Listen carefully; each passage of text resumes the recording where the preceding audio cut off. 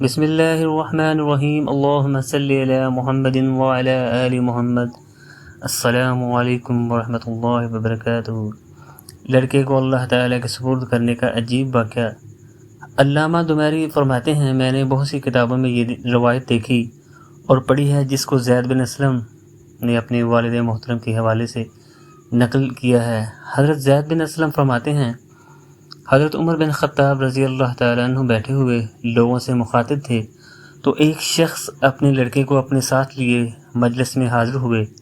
اس کو دیکھ کر حضرت عمر فاروق رضی اللہ تعالیٰ عنہ نے فرمایا، میں نے نہیں دیکھا کسی کوے کو جو زیادہ مشابہ ہو تیرے اس کوے سے، یعنی کہ تیرا لڑکا بہت زیادہ کالا ہے۔ اس سے پہلے میں نے کسی کالے لڑکے کو نہیں دیکھا جو تیرے لڑکے سے بھی زیادہ کالا ہو۔ اس شخص نے جواب دیا، امیر المومنین، اس لڑکے کو اس کی والدہ نے اس وقت جنم دیا جب کہ وہ مر چکی تھی۔ یہ سن کر حضرت عمر رضی اللہ تعالیٰ عنہ سیدھے ہو کر بیٹھ گئے اور فرمایا کہ اس بچے کا قصہ مجھ سے بیان کر۔ چنانچہ اس شخص نے کہا، اے امیر المومنین، ایک مرتبہ میں نے سفر کا ارادہ کیا۔ اس وقت اس کی والدہ کا حمل تھا۔ اس نے مجھ سے کہا کہ تم اس حال میں مجھ کو چھوڑ کر جا رہے ہو جب کہ میں حمل کی وجہ سے بوجھل ہو رہی ہوں۔ میں نے کہا اس کو کہا کہ میں اس بچے کو جو تیرے بطن میں ہے اللہ کے سپرد کرتا ہوں۔ میں یہ کہہ کر سفر پر روانہ ہو گیا اور کئی سال کے بعد گھر واپس آیا تو دیکھا کہ گھر کا دروازہ بند پایا اور لوگوں سے معلوم کیا کہ میری بیوی کہاں ہے۔ انہوں نے کہا کہ اس کا انتقال ہو چکا ہے۔ میں نے انا للہ و انا الیہ راجعون پڑھا اور اس کے بعد اپنی بیوی کی قبر پر گیا۔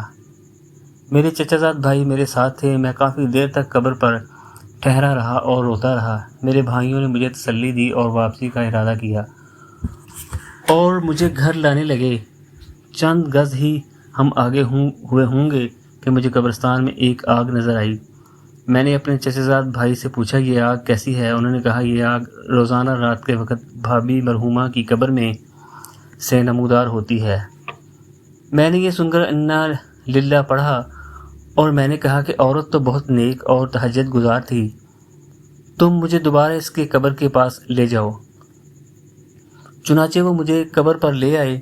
جب میں قبرستان میں داخل ہوا، میرے چچا زاد بھائی وہیں رک گئے اور میں تنہا ہی اپنی مرحومہ کی قبر پر پہنچا تو کیا دیکھتا ہوں کہ قبر کھلی ہوئی ہے اور بیوی بیٹھی ہوئی ہے اور یہ لڑکا اس کے چاروں طرف گھوم رہا ہے۔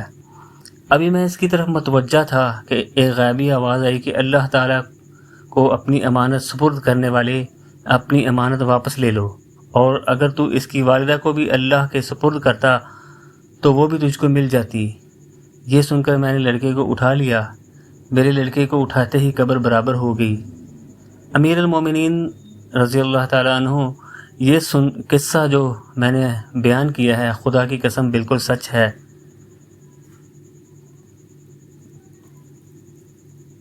نوٹ، بالکل درست بات ہے کہ جو اپنی امانت اللہ کے سپرد کرے گا تو اللہ اس کی امانت ضرور لوٹاتا ہے۔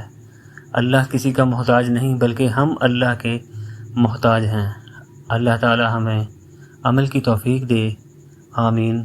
ویڈیو اچھی لگی ہو ویڈیو کو لائک کریں، چینل کو سبسکرائب کریں۔ شکریہ۔ اللہم صلی علی محمد وعلی آل محمد۔